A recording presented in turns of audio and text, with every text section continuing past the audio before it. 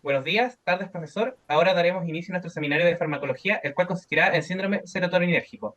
Nuestro grupo está conformado por Carolina Bastías, Camila Cepeda, Raúl Cortés y Dante Farías. Bueno, a modo de introducción vamos a definir el síndrome serotoninérgico, el cual consiste en una emergencia médica con un alto grado de mortalidad, si no se trata, y por lo general esta se manifiesta con síntomas tanto neurológicos, autonómicos y neuromusculares. Aquí en la imagen se puede observar la sintomatología del síndrome, la cual puede estar caracterizada por taquicardia o por midriasis o temblores, entre muchas otras cosas, las cuales serán explayadas mejor en esta presentación. Este síndrome generalmente es causado por un desorden en el actuar de los neurotransmisores, principalmente la serotonina, la cual esta se puede ver alterada en cantidad por el uso de fármacos proserotoninérgicos principalmente. Este desorden se puede dar tanto a inicios de terapias o cambios de dosis o la retirada incluso de estos. También se puede dar en polifarmacia con interacciones de otros fármacos. Este tipo de fármacos se usa principalmente en terapia contra la depresión, bulimia, ansiedad, etcétera, la cual en los tiempos actuales hay un aumento en el diagnóstico de estos trastornos. Por tanto, también hay un aumento en la población la cual se trata y utiliza estos medicamentos, los cuales lo hacen susceptibles a este síndrome. Aquí se puede ver en esta gráfica donde se ve el diagnóstico de ansiedad y depresión en nuestro país, donde se puede ver un claro aumento en el número de diagnósticos totales entre los años. También aquí hay que destacar una noticia en la que actualmente en Chile se explica que hay un 6,2% de población con el diagnóstico de depresión. Si bien el uso de antidepresivos ayuda bastante en el bienestar de la persona y su vida diaria, estos fármacos deben ser tratados con sumo cuidado, ya que su mecanismo de acción interfiere en muchas áreas y por tanto generan una gran cantidad de reacciones adversas y diversas. Y a modo de ejemplo, algunas de estas son náuseas, ansiedad, insomnio, sudoración, una disminución del líbido, taquicardia, cefalias, la sudoración, apatía y la cual será explicada de mejor manera por mis compañeras del síndrome serotoninérgico. La serotonina es un neurotransmisor muy importante que se secreta a nivel del sistema nervioso central, a nivel de células cromafines y también a nivel del tracto gastrointestinal. Esta se degrada principalmente por la enzima de la monoaminoxidasa y la secreción está dada principalmente a nivel de los núcleos del rafe medio del tallo cerebral y a nivel del bulbo hasta el mesencéfalo. Este neurotransmisor posee 7 tipos de receptores, los cuales a su vez tienen distintos subtipos y funciones, y son en los cuales vamos a actuar dependiendo del efecto terapéutico que busquemos. Entre sus funciones está regular la vigilia, las conductas emocionales y sexuales, la ingesta de alimento, el vómito, la percepción del dolor, el tono muscular o lo que se busca en su mayoría es la regulación del estado de ánimo. Además están las interacciones con otros fármacos.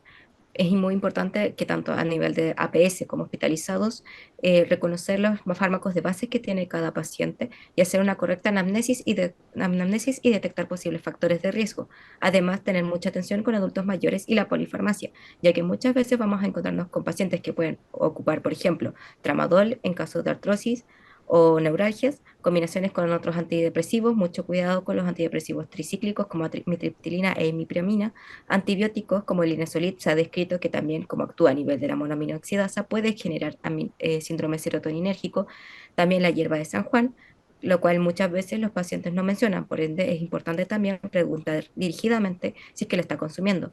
Antihistamínicos de primera generación como la clorfeniramina, por ende se va a ojalá priorizar antihistamínicos tanto de segunda como tercera generación si es que vamos a administrar fármacos que sean proserotoninérgicos.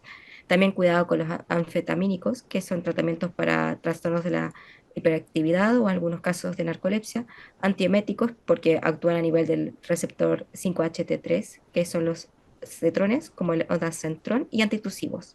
Los niveles de elevado de serotonina pueden darse principalmente por aumento del L-triptófano o aumento de la liberación o disminución de la recaptura o la disminución de su metabolismo, ya sea por la inhibición de la monoaminoxidasa principalmente. Dentro de sus síntomas se describe como una triada en las cuales hay síntomas autonómicos, neuromusculares y mentales. Entre ellos, los más típicos van a ser fiebre, taquipnea, diaforesis, confusión, coma, hiperactividad o agitación, o incluso puede llegar a un estupor.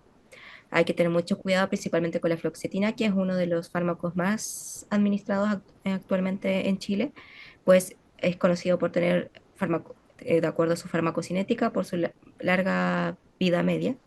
Por ende, está recomendado que una vez suspendido el medicamento, esperar al menos 5 semanas para poder agregar otro fármaco que sea proserotoninérgico. Antes de realizar el diagnóstico del síndrome serotoninérgico, se debe descartar otras posibilidades debido a la similitud de la presentación clínica como infección del sistema nervioso central, sepsis, enfermedades metabólicas, síndrome de abstinencia, etc. Pero principalmente se debe diferenciar con las presentes en la tabla. El síndrome anticolinérgico, el síndrome neuroléptico maligno y la hipertermia maligna, que también son causadas por medicamentos. El síndrome serotoninérgico en general se diferencia por la aparición repentina de los síntomas que incluye sudoración, coloración normal de la piel, aumento de ruidos hidroaéreos y del tono muscular, además de la hiperreflexia. Con respecto a la epidemiología, en el gráfico se muestra un aumento en el reporte de casos de las reacciones adversas de medicamentos y de eventos atribuidos a la vacunación desde 1995 hasta el 2020, teniendo una baja este último año por el contexto sanitario de pandemia del SARS-CoV-2.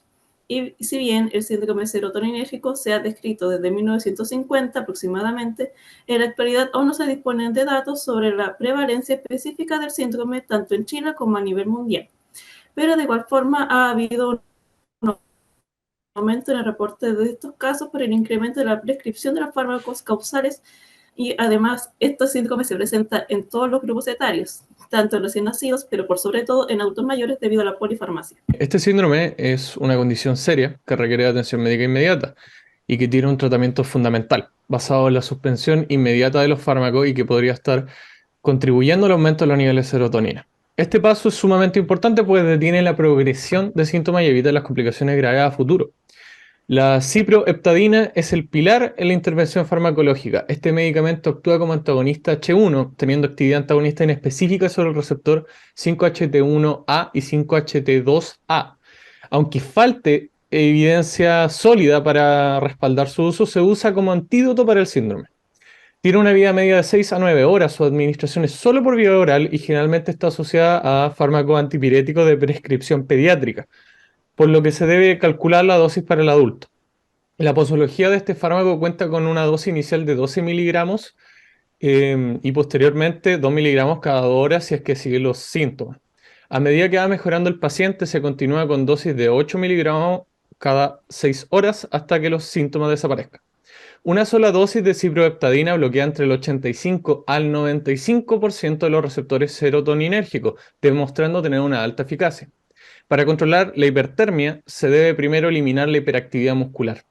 Se pueden ocupar benzodiazepinas como el diazepam para tratar las mioclonías y convulsiones, pero los medicamentos que han demostrado más utilidad han sido los agentes bloqueadores musculares no despolarizantes como lo es el becuronio.